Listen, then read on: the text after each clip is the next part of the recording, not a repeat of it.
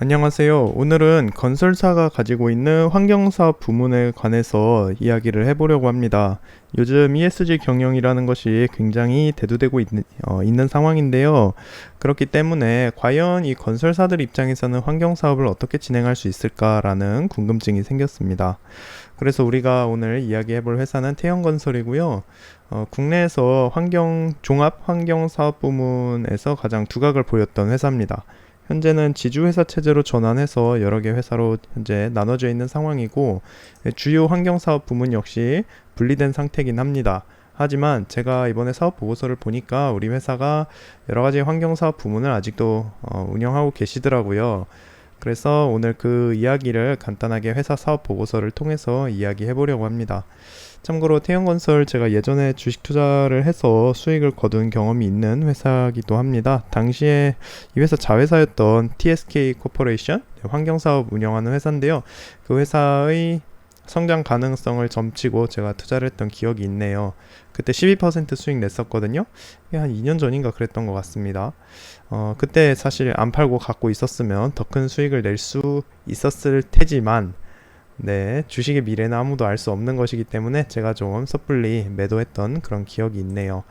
그래서 우리 회사가 그동안 어떻게 바뀌었고 내재적 가치, 특히 제가 환경사업 부문을 보고 투자를 했었기 때문에 이것이 어떻게 지금 변화하였는지도 좀 보려고 합니다. 그래서 2020년 사업보고서 통해서 이야기를 해보려고 하고요. 일단 한번 보죠. 그래서 사업 내용 한번 봐야 될 것 같네요. 네, 그렇습니다. 그래서 우리 회사가 지금 보시면은 잘못했다. 요거네요. 사업의 개요부터 한번 이야기를 해보죠. 그래서 우선 건설사업 부문이 아무래도 주력이 됐죠. 이번에 회사 분할하면서 회사 이렇게 여러 가지로 분리되면서 지금 건설 사업 부문을 남겨서 주력하겠다 그렇게 말씀을 하셨거든요. 그래서 일단 여기 보시다시피 지금 2020년 9월 1일 작년에 지금 회사가 분할됐습니다. 그래서 TY 홀딩스로 분리가 되었고 기존에 가지고 있던 환경사업 부문 상당 부분이 떨어져 나갔습니다. 그래서 여러 24개의 종속기업이 지배기업의 인적 분할로 인해서 종속기업에서 제외되었습니다 라는 말씀을 하고 계시죠. 그런데 우리 회사가 아직 그래도 꽤 그 환경 관련된 부문을 좀 남겨두고 계시긴 해요. 지금 토목 환경 건설이랑 또 폐기물 처리업, 자원회수 시설 관리업 등등 아직은 조금 남아있다는 사실을 우리가 볼 수 있습니다. 그래서 일단은 이건 토목사업 부문이니까요. 환경 어딨죠? 좀 찾아가야 될 것 같네요. 건축 여기 있네요. 자, 그럼 여기서부터 한번 간단히 이야기 해보겠습니다. 환경사업 부문 현황에 대해서 우리가 이야기를 해볼 건데요.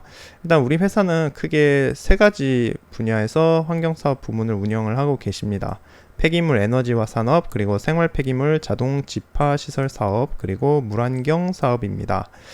일단 이 폐기물 에너지화 사업 같은 경우는 정확히 어떤 것이냐면요. 여기 나와 있듯이 보시면은 폐기물을 처리해서 소각하는 그런 시설의 발전된 방식인데, 이때 소각 과정에서 발생하는 열 에너지를 회수해서 활용하는 그런 시설이라고 하네요. 그래서 우리가 쉽게 이야기하면 폐기물을 재활용해서 에너지화하는 그런 산업이라고 볼 수 있겠습니다. 특히 여기 보시면은 바이오 플랜트, 폐기물 연료화 여러 가지 이렇게 부문에서 활용을 하고 계시고요. 그렇다고 하네요. 그래서 친환경 에너지가 돋보인다 뭐 그런 이미지 볼 수 있겠습니다. 또 여기서 강조하는 자원순환 극대화, 재활용적인 이미지가 많이 돋보이죠. 그래서 이렇게 폐기물 에너지화를 할 수 있는 플랜트 같은 거를 지금 건설하고 있는 것으로 제가 알고 있습니다. 생활 폐기물 자동 집화 시설 사업은, 이건 쉽게 생각하면 우리가 집에서 버리는 일반 쓰레기가 바로 여기서 말씀하시듯이 생활 폐기물을 가정에서부터 집화장까지 지하에 매설된 관로, 우리가 흔히 이야기하는 파이프죠. 그걸 통해서 쓰레기를 딱 버리는 순간 얘가 숭 하고 날아가서 가까이 있는 집화장까지 자동으로 가는 것이죠. 그래서 기존 청소차에 의한 폐기물 수거 방식과 비교해서 위생과 환경성 측면에서 강점이 있다고 하네요. 신도시에 지속적으로 보급이 되고 있다고 합니다. 물환경 사업 같은 경우, 이거는 뭐냐 하면요, 생활과 공업에 필요한 용수를 생산해서 공급하는 사업, 또 뭐 여러 가지 등등등 이야기를 하는데요.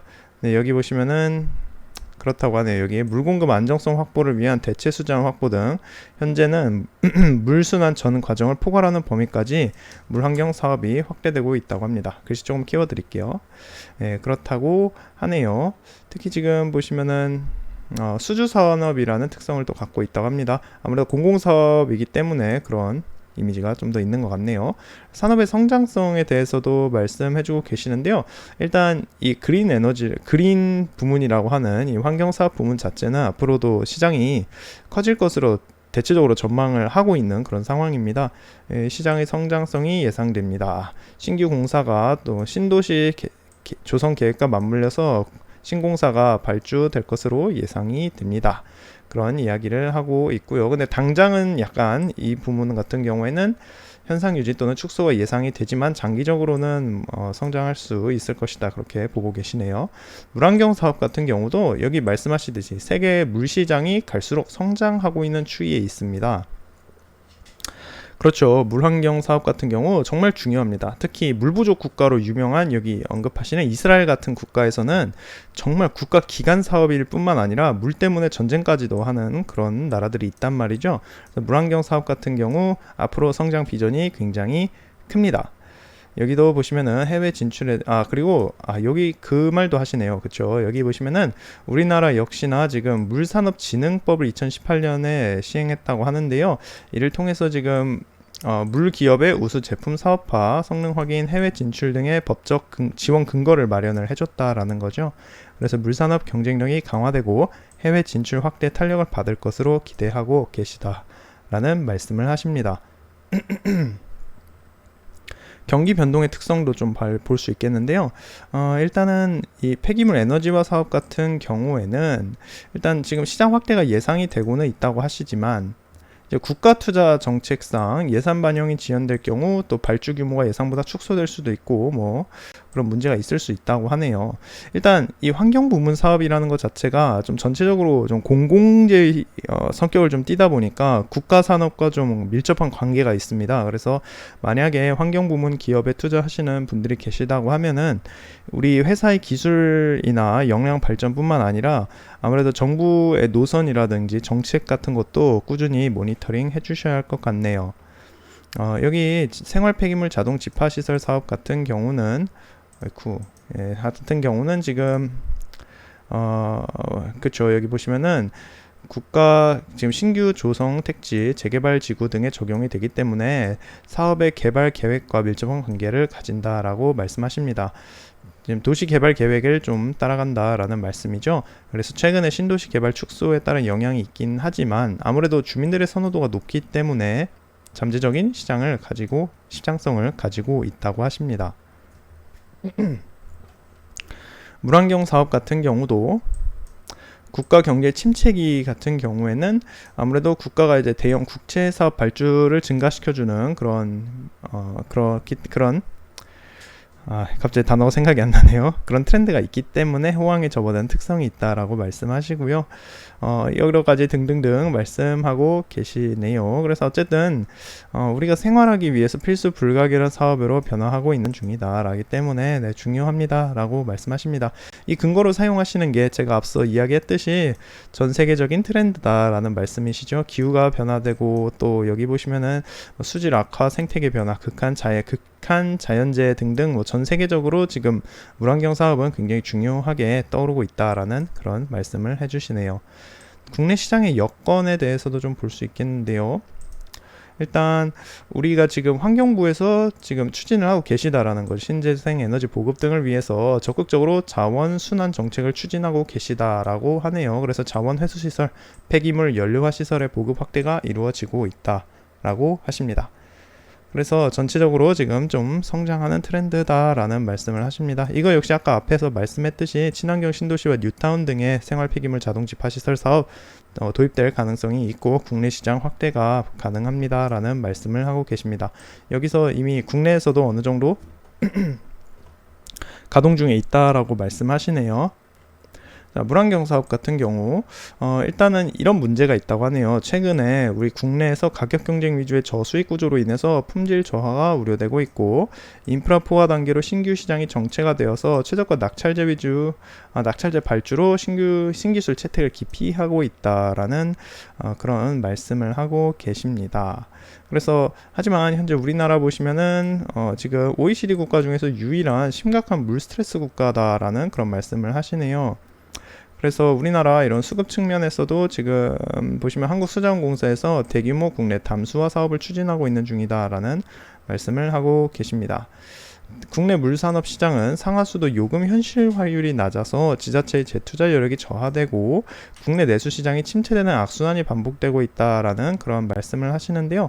정부에서 이런 심각한 상황을 고려해서 뭐 기타 등등 또 문제가 있다고 하는데요. 일단 물산업진흥법 시행을 했다. 그래서 좀 키워주려고 그런 움직임을 하고 계신다라는 그런 말씀인 것 같습니다. 그래서 우리 회사 지금 아무래도 성장 가능성이 있다, 그렇게 비전을 보여주고 계시는 것 같네요. 해외 시장의 여건은 간단하게 또 볼까요? 폐기물 에너지화 사업, 이 같은 경우 유럽에서 이미 많은 나라가 도입했고, 국내 기업들은 중국과 동남아 진출을 위해서 지금 소각 및 폐기물 연료화 기술의 해외 보급을 추진 중에 있다, 그런 말씀을 하시네요. 그래서 현재는 해외 시장 진출에 있어서 동남아 시장의 가능성을 높게 보고 있는 그런 상태다라고 말씀하십니다. 생활 폐기물 자동 집화 시설 사업 같은 경우도 스웨덴에서 개발 및 적용된 이후 전 세계 약 600개의 시스템이 가동 중에 있다라는 그런 말씀을 하시네요. 그래서 현재 보시면은 개발도상국에서 시장 잠재력을 갖고 있다라고 평가하고 계십니다.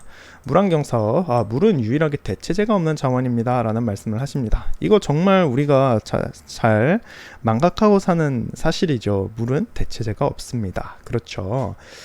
등등 여러가지 문제를 하는 말씀하시는데요. 이게 좀 그렇네요. 지금 보시면은 물산업이 반도체 조선시장보다 2배 이상 큰 시장을 형성하고 있으나 초기 투자 비용이 많이 들고 자금 회수는 장기간에 걸쳐 이루어지기 때문에, 그리고 공공재적 성격이 강해서 국가 차원의 지속적이고 정책적인 지원이 필요합니다 라는 그런 말씀을 하고 계십니다.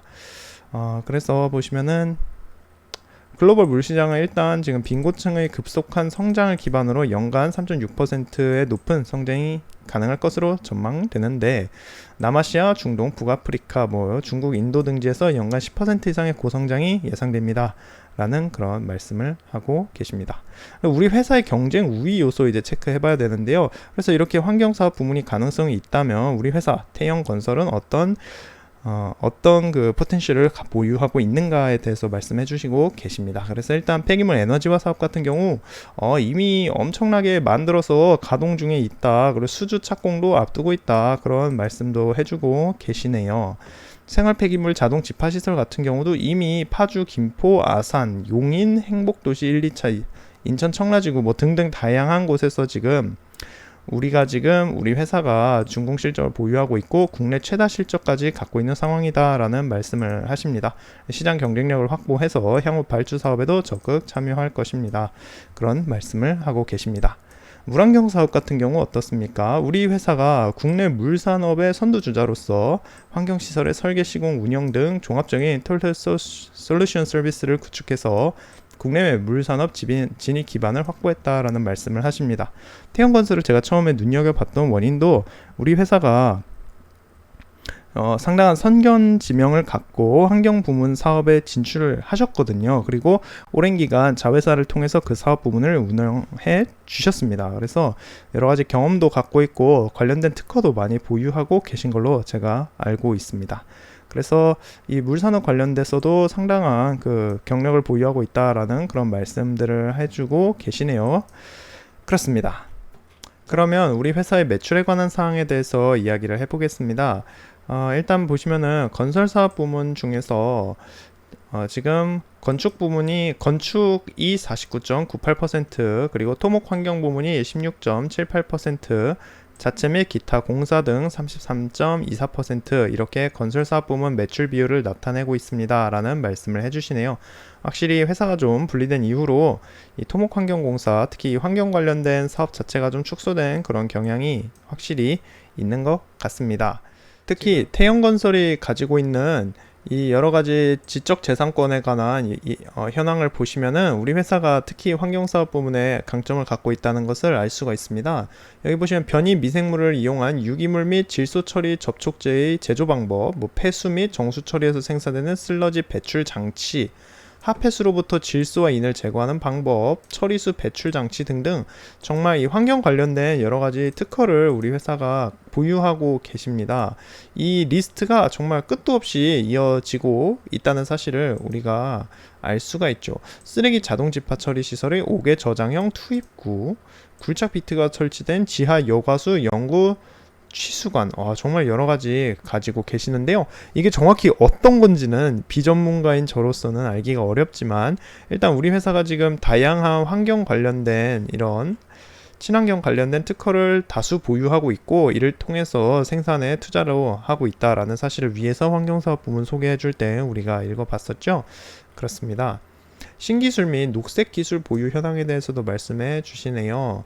여기 보시면은 알루미늄계 슬러지의 수율 합성을 적용한 악취 제거용 흡착제 제조 기술, 또 레미콘 공장에서 제조되는 라텍스 재질 콘크리트를 이용한 신설 교량용 교면 포장 공법, 다양한 신기한 하수 고도 처리 시설.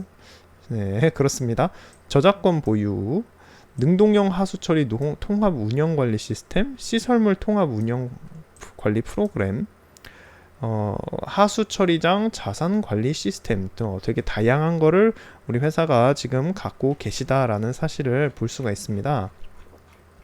그래서 제가 처음 태영건설에 투자할 때 봤었던 가치가 이런 거였어요. 이런 거 우리 회사가 가지고 있는 환경사업 부문, 이것에 제가 좀 집중해서 그 강점을 봤었고 투자를 했던 그런 기억이 있습니다. 특히 뭐 요즘처럼 이 ESG 경영이라고 해서 Environment, Social Governance 세 가지의 덕목이 기업한테 좀 요구되는 그런 상태에서 우리 회사는 지금 Environment라는 이 부문에서 남들보다 훨씬 앞서고 있는 가능성을 가지고 계신 겁니다. 지금 보시면은 회사들이 이 ESG라는 것을 맞추기 위해서 특별 본부도 설치하고 여러 가지 자구책을 지금 내고 계신 상황이거든요. 특히 회사들이 어려워하는 게 이 환경 부문입니다. 왜냐하면 기업 구조 개선이라든지 기업의 사회적 면모 같은 거는 조금 노력하면 할 수 있는 거거든요. 실제로 많은 회사들이 지배구조 개선하면서 특히 우리 태영건설 같은 경우도 이번에 지주사 체제로 전환하셨거든요.